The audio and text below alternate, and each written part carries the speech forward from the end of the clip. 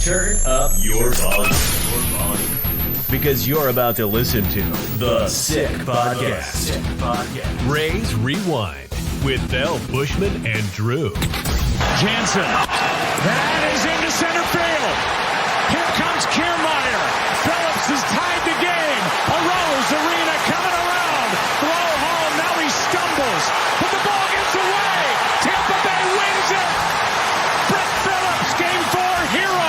The sickest Tampa Bay Rays podcast. It's gonna be sick.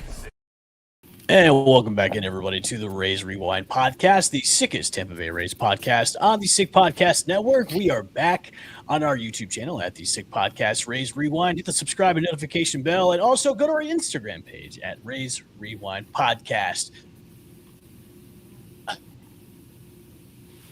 Where do we start? Where do we start, Drew? It was a rough stretch in Los Angeles this past few days. Where do we begin? I think what I'm most frustrated about, I'm really not frustrated. The Dodgers series in particular was frustrating because for some micro reasons, like specific things that happened, right? Like you jump out to the 3-0 lead in the first game on ESPN nonetheless. Like Valade looked great. Like, I don't know, they played Rays baseball in the second there, bunt, 2 sack bunts, like you're like, shoot, we're back, baby. And then, of course, give it up right away, and then Matz comes in and blows it. Like, there are certain moments that, like, I was frustrated about. There was a moment in Game 2 where Cash, I thought he was going against Will Klein for the Dodgers, who has very heavy splits, right, left, and for some reason we said, let's throw all of our right-handed hitters out against them. I'm most frustrated with just the type of playing that they're doing. And I get it. We have a lot of injuries, but now it's flip-flopped to where the pitching is now carrying the offense. Like, and I say that because, the starting rotation looks good. Yeah, there's a couple of hiccups here and there. But the offense has just been, and we talked about this on the last show with Sean. It's just been when we said something or nothing. It's deja vu all over again, where the bats have continuously gotten cold. Even Yandy's had a stretch where he's gotten cold. Chandler, I don't know what has happened to Chandler Simpson.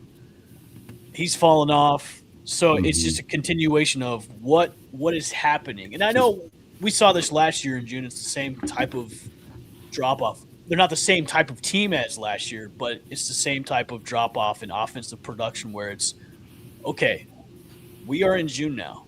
April and May have been magical months. They were great, and now we're into June where, injuries happen. They're outside in L.A. where it's hot. I get it. Right. But you still need to play quality baseball, and we haven't seen quality baseball from this team. And it seems like the California teams have our number. This is the second time where the Rays are not playing up to the quality of their opponent. They're playing less of a quality. They're playing the Angels. We should have been more competitive with the Angels like we should have been at home when we played the Angels. But again, we're not playing them to where we should be. And somebody brought this up on Twitter this afternoon where, the Rays look like they have a bunch of minor leaguers on their team and a couple of pro guys, and that's it. And, well, yeah, you could say that. You could say that's because of the quality of players that we have. You could say that's because of payroll restrictions. You could say a lot of things. But as of right now, and as I was walking my dog pre-show, as of right now, they are not a playoff quality team. The record may not reflect that, the quality of the team, but they are not playoff ready right now. They are so far from a playoff ready and quality team that's ridiculous that maybe teams have caught up to the Rays. Maybe it's that time of the year where maybe the Rays need a reality check when it comes to 2026. But as of right now, they are not a playoff quality team. And if the playoffs started today, they get the wild card, and they probably get bounced like they did last year, year before that. End of gripe. Yeah. So my biggest frustration is definitely with the performance against the Angels, because this is yet again, when when we were coming into the month of June, right? There was so many teams on the schedule. I think they had all but one series against teams at the time we were looking at it. All but one series was again. I think it was this Dodgers series. I think every other series. It was For the doable. month of It was doable, June except for was under 500. Yep. And they're 7-13 in their last 20. So they've definitely underperformed. They continue to underperform against bad teams and perform great against good teams and the AL East specifically. So I think that's what's frustrating is you've got a lead in the division, and it's all it takes is you being competitive, not getting swept, and being competitive against bad teams and winning, at least a game, 2 games, 2 out of 3, especially on the road. Like I think when they played the Tigers, I believe the Tigers had the worst record in the American League, and they got swept. Actually, they got their butts kicked all 3 games by them. And then the Angels were the worst team in the American League when they just played this past weekend. And honestly, it's thanks to Junior's 8th inning home run. Outside of that, they would have gotten swept by the Angels. Yeah, they were close to getting swept by the Angels. So like they've got to find a way to play cleaner baseball against bad teams, because it's either they're sloppy in the field, or they're swear if Junior pitching. If Junior hops in front of whoever's playing shortstop one more time, I'm gonna lose my mind. There was one. I think he had one play that. It's consistent. It's like it's getting frustrating because look, this team is good. This team can be good. We've seen this team be good for 2 months straight, but now they're just the drop off of quality is just. It's dropped off a cliff. And look, we're coming back home for a nice long homestand against teams that we should beat. Mm-hmm. We've got the Nationals, we've got the Royals, we've got the Diamondbacks. All 3 of these series should be winnable. Like if they don't come out of this homestand like at least 7-3 or 8-2, there's even a bigger issue coming out of that. If they can't come out of these next 3 series above 500, headed into July. Yeah, I think that's kind of partly what I was kind of hanging my hat on as I was watching the series against the Dodgers, or even going on this road trip. It was after that first Angels game I was concerned, because I could kind of see how this was headed, where it just felt like the Rays were playing flat against the Angels, and honestly, no one expected them to go into the Dodger Stadium and win 2 or 3 or win all 3, right? So, but you're hoping just, hey, let's get a game and get out of here. And it's the Angels series where you say, hey, like if we win 2 out of 3 and then pick up a game against the Dodgers, 3-3 road trip out west, like we'll take it. And they blew it against the Angels, and then they put themselves into a corner with the Dodgers. And yeah, granted, they played them tight all series. All 3 games were 1-run losses, and it's like mistakes here and there, but it's it's just what happens when you don't perform against good or against bad teams. And that's the difference right now, because the Yankees are I believe I had it pulled up here. I think they're 35-17 against teams under 500, and the Rays are 28-17. And they're doing it without Judge. They're doing it without Judge. Yeah, and they're playing really well without Judge. You got to give them credit for that. But the Rays have played, 7 less. So the Rays would have to win 7 games in a row against teams under 500 to match the pace of the Yankees. And that's just not what's happening. And that's the difference right now, because we know how good the Rays play against good teams, how good they play against the division, right? That's also why I'm not super concerned at this point, because it's going to get ugly right now. It's going to get a little ugly. It's going to get a little uglier before Friday, because the Yankees are playing at home. They went 5-1 on a road trip against Cleveland and Toronto, that you kind of were hoping, hey, maybe they scuffle, especially without Judge, and maybe it's a bad road trip. Those are some tough teams to play on the road. They went 5-1, and they exceeded expectations there. now they're at home against the White Sox, who, yeah, they've been playing really well and kind of been this cool story, beating the Dodgers and Braves at home and all this. But they're playing those teams at home, and they obviously have a bit of some swag at home, and like that's cool. But now they got to go into Yankee Stadium and prove that they're good. And I'm going to tell you right now, and I thought this going in before they got blown out yesterday, like I would be shocked if they win a game against the Yankees in Yankee Stadium. I hope they do, because that will keep the Rays 2 games back, going into the National Series, which is easy to make up. But I mean, it's very possible the Yankees sweep the White Sox, and we're looking at a four game deficit to the Yankees starting this homestand. So it's probably going to get a little bit worse. I know it's going to get worse. My only thing now is I'm less concerned about the Yankees' lead over the Rays right now in the standings, and I'm more concerned about how they can kind of turn the dial and get back to the way they were playing in April and May. So that's my main concern. Like I don't. So you're more concerned about in general them being not a team that just tanks. I am more concerned about a team that has the blinders on. And it's going to be playing good baseball, good quality baseball, and is going to be playing to the level of their opponents and exceed that. I'm less worried about the Yankees right now. The Yankees are going to do Yankees things. We know the Yankees are going to be in it all the way till October.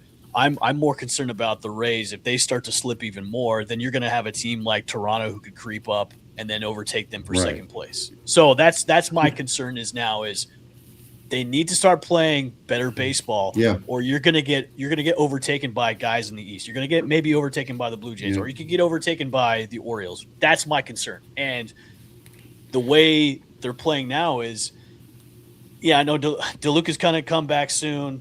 Vlade's probably gonna come back soon. The bullpen is now. Vlade is back. My concern again is the quality of arms that we have, and the bullpen is struggling. Rotation is fine. Yeah. I don't know what they need to. Neander and Cash maybe need to make a decision on Steven Matz. It may be over, man. I want to talk about that too. Yeah. Before we get to specifics, I will, because I want to talk about Steven. Yeah. I'm with you. I understand where you're coming from on the level of concern and where your focus is, where your concern's focused at. I will be at that point if this homestand is. So if they don't go over 500 in this homestand, then your level, your panic. Then I'm like, yeah, because I still think I'm looking ahead. Yeah. And I look and I say, okay, 10-game homestand against, listen, the Nationals are no slouch. They put up a bunch of runs. Yep. Their pitching sucks. So you'd like to think we could score some runs, but we can't. We can't score runs. We can't score. Well, runs. Curtis Mead. I'm sure Curtis Mead's going to hit a couple homers this weekend. That's going to be great to watch happen. Whatever. And then the Royals and Diamondbacks. They're not. I'm just looking at we play great at home. We've got 10 games at home. It's time to put up. It's time to put up or shut up. This is the kind of environment where you can win. If they go through this 10-game stretch 5-5, 4-6. Or worse, then I'm concerned. Now I'm all right, I can't imagine the Yankees are going to struggle that much. So we're probably, it could be several games, because I want to be in the position where the Rays are coming to that Yankee series in the beginning of July, or after July 4th weekend. It's a 4-game series against the Yankees at the Trop in that last week before the All-Star break. I mean, if it's a game out, 2 games, I mean, as long as we're in striking distance there, that's where I'm okay, we just got to get to that point, because we know this team, and I don't care what Yankees fans say. I saw some talk online about how, the Mariners are a bigger threat, blah, blah, blah. I'm sorry, the Rays are 4-1 against them. The only game they won against the Rays is a walk-off homer. That was a Yankee Stadium homer for Judge. And it was a game that you could argue the Rays should have even won with the Caminero running decision. So it's a team that the Rays play super well. So just give me to that series being in striking distance, and that starts with a successful homestand. If that doesn't happen, I'm with you. I'm all right, now we just gotta, I will totally agree with you on that too. If they don't down the hatches, and if they don't come out 7-3 or 8-2 or 9-1 or whatever, I think 6-4 is even okay. 6-4, because at that point you've probably won. If you're 6-4. I want the bar to be probably higher than I want 7-3. I want 7-3, and then you're going to be closer to the Yankees going into that series too. But like for me, is the offense has got to score runs, and I know it's early, I know it's super early. We're still 2 months out. Just pick up the phone, maybe put some feelers out there just to see who is like the Giants are. They're saying, hey, everybody's pretty much available now, like on our team. Yeah, I don't know who you get. I know, but like, I mean, we don't have to get into the specifics, but yeah, but I'm just saying that as of now, like the offense has been so anemic lately. It's so frustrating. Where even our top 3 guys, Caminero's putting the ball in play, but he's not really hitting the ball out. He's putting the ball in play. He's getting on base, but like just the anemic offense that we have seen, this past week. Now, look. They played the Dodgers really well. They kept to the 1 run each game. Great. I'm glad that they were toe-to-toe with the Dodgers all 3 games. I wish they would have pulled out 1 at least. But when you're only putting up 6 runs total against the Angels, 6 runs. You're getting outscored 20-3. That's a problem against a bad team. So I'm just my concern is going into this nice homestand where we're back at home, we're in a dome, the crowd's going to be there, tarps are going to be definitely off on Friday. Ken Babby was tweeting about that. Like you're going to have the home crowd against the Nationals. You've got to score more than that. You've got to score runs because these 1-run games every single time are just so panicky because you've got a bullpen that cannot hold these leads anymore. We've gotten to that place again. Yeah, it doesn't. Yeah, I mean it's that you mentioned that collapse last year. I mean that was so driven by the bullpen too. That was just like that's why I put out our ticker. Deja vu.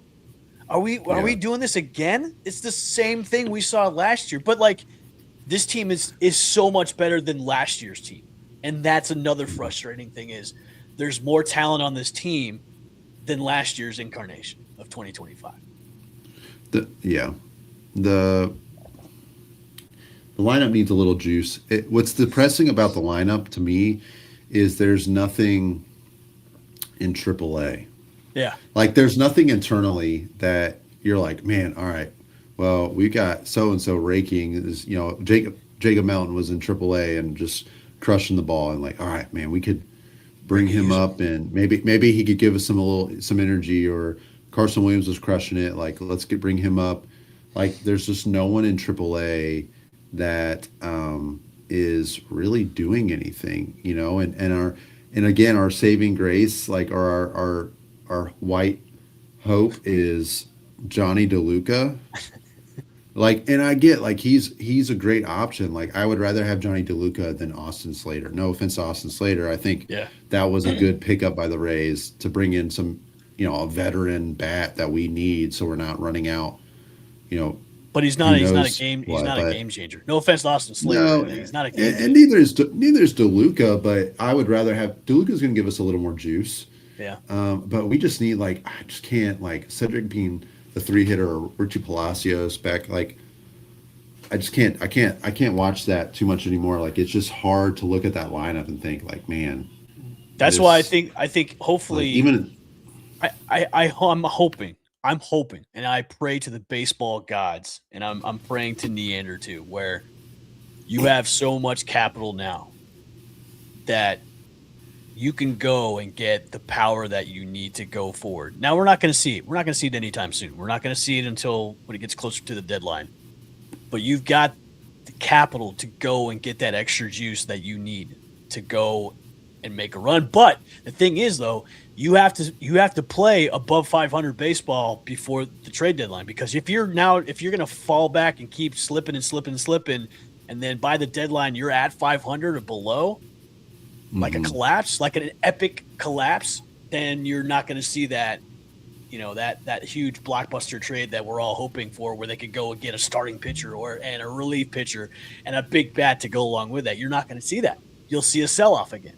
And I'm just – that is my – I don't want to hover over the panic meter just yet, because I know there's still a whole month of, rest of June, and then we got July coming up. But I really hope. Let's go back to the homestand. I really hope that the homestand is like a breath of fresh air. Hey, let's reset.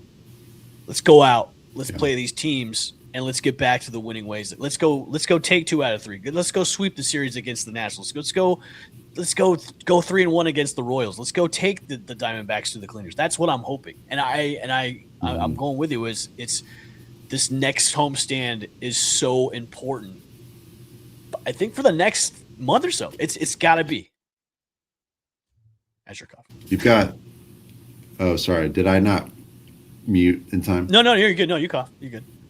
Oh yeah, sorry. I was getting over a cold.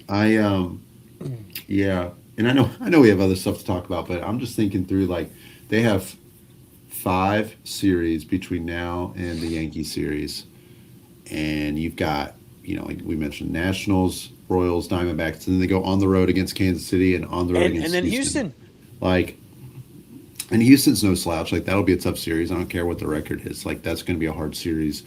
So it's time if you want a big trade, if you want a Nelson Cruz type bat to come into the lineup, and I understand he didn't perform well, but that was a big get at the time.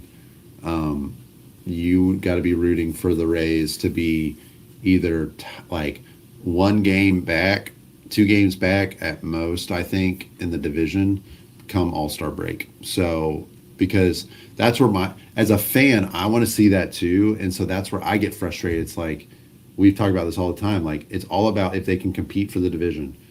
And that's when the ender really has shown that he's willing to go and say, hey, yeah, let's do it. Let's go trade up Brody Hopkins, or let's go trade, I don't want him to trade Theo Gillen necessarily, but like, let's go trade, Xavier Isaac, or like, I don't know, some of these, or somebody.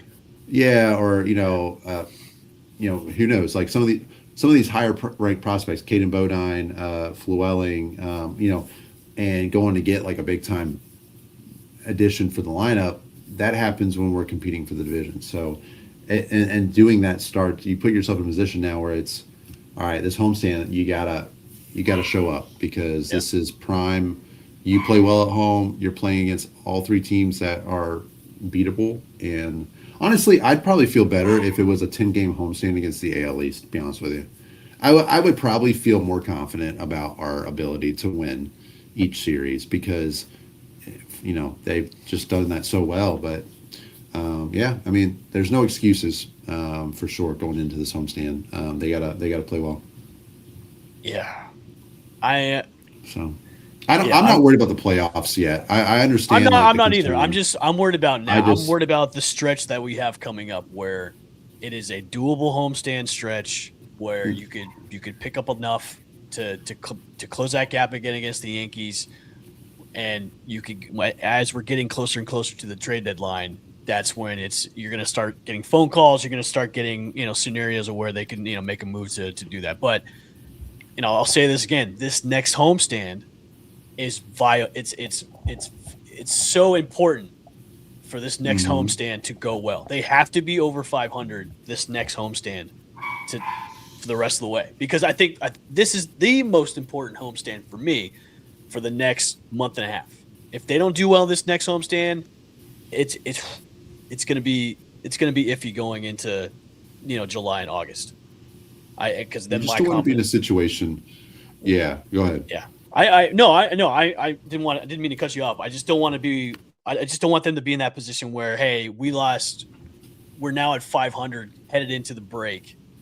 We lost this so many series, and we're limping into the break, and now we're kind of at the same spot that we were last year, where there was like a combination of a buy and sell, and they did more selling than anything.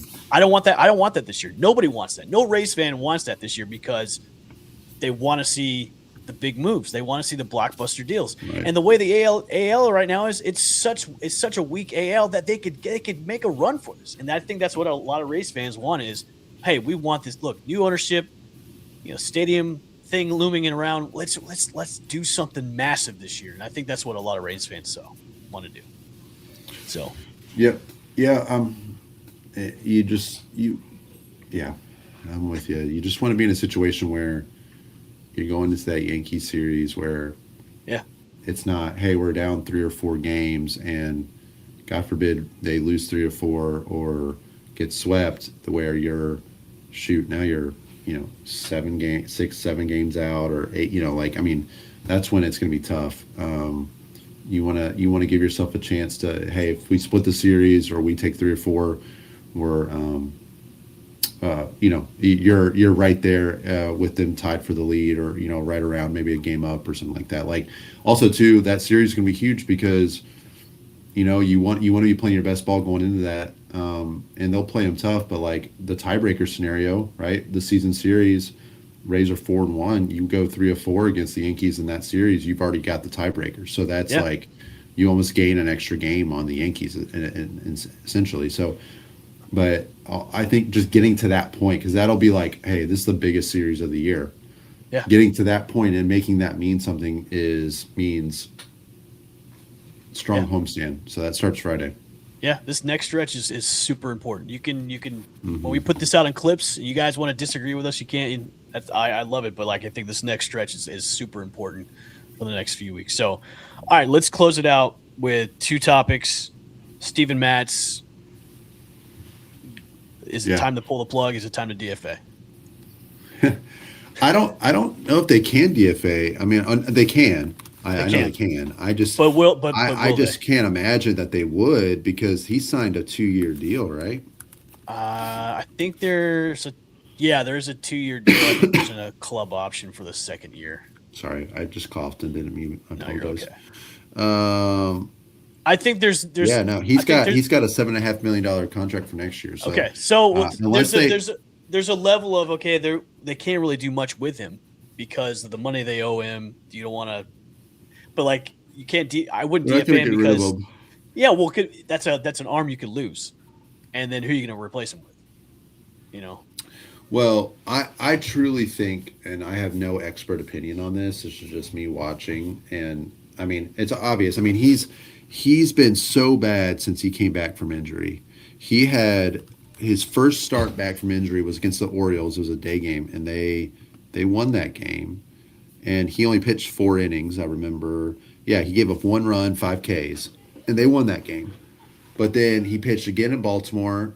That was when he gave up 6 earned runs in 3 innings. And you're like, okay, well, back-to-back starts against the same team, maybe they just, one of those things, like they just got, jumped on top of them. But like then it was even worse against the Tigers. Gave up 5. He then got moved to the bullpen, and he's given up at least one earned run in each outing. He's given up 2 homers already as a bullpen piece, and he he's given up, since that one start since he returned from injury, he's given up 7, 12, 13, 15, 16 earned runs and 5 home runs.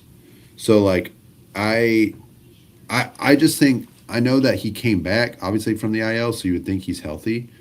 There's something wrong. Like there's got to be something. I was going to say there's got to be something else. Yeah, there's got to be something else.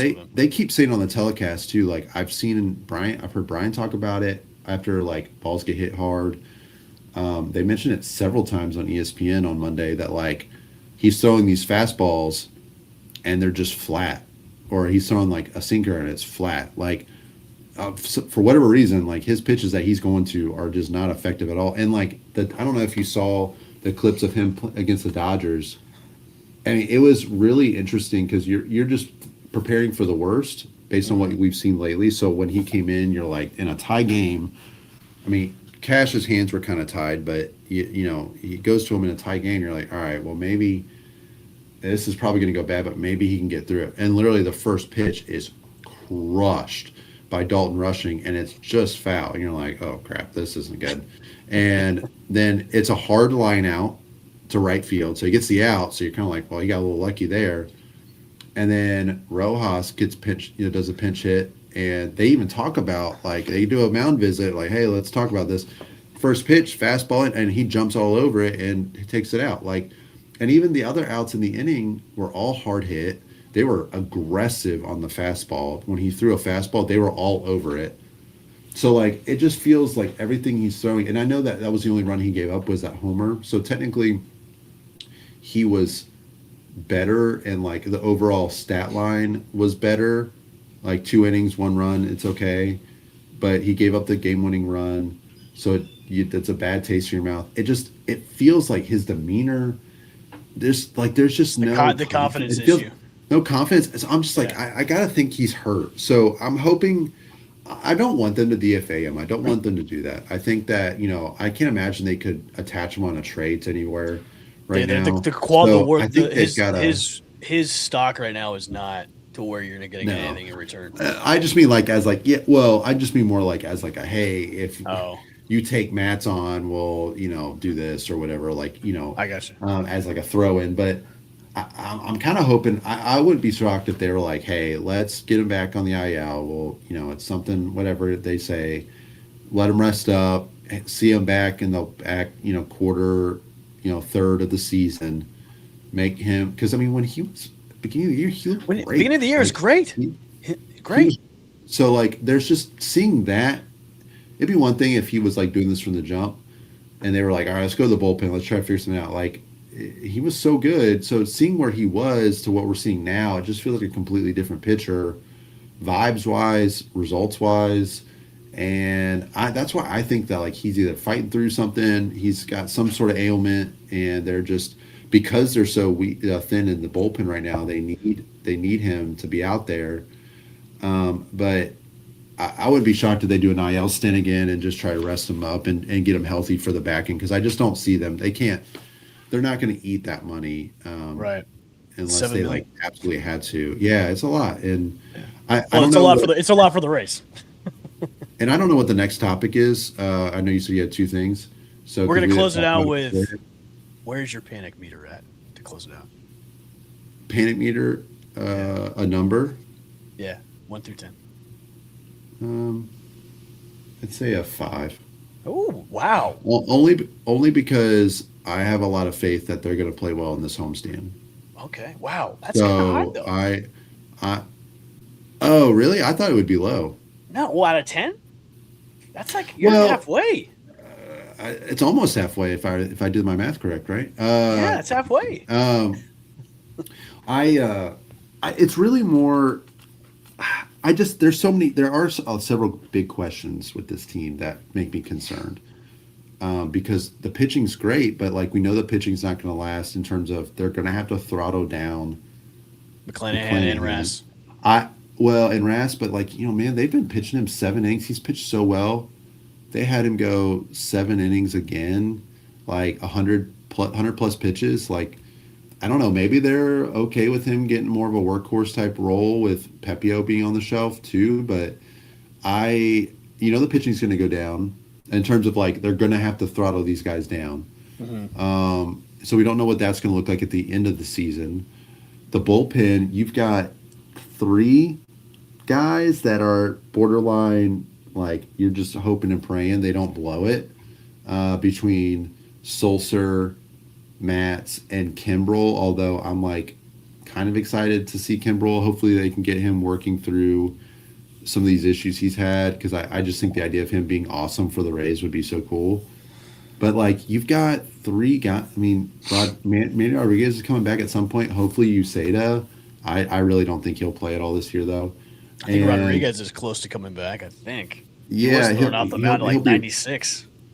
He'll be rehabbing, I'm sure, this summer. Like, there's just like, shoot, we've got 3 guys in the bullpen that we're going to have to figure out. Like, and partly that's helped me cope with, like, when guys like Matz or we see, like, an Aaron Brooks or somebody like this come up and blow a game. And it sucks that they contribute to a loss that way. But it's like, okay, this probably won't be somebody that we're relying on at the end of the season or in the playoffs. So we just have to get to that point. It's always a journey to kind of get to that final playoff bullpen, and it's just part of it. You got to cycle through guys before you find the ones that work.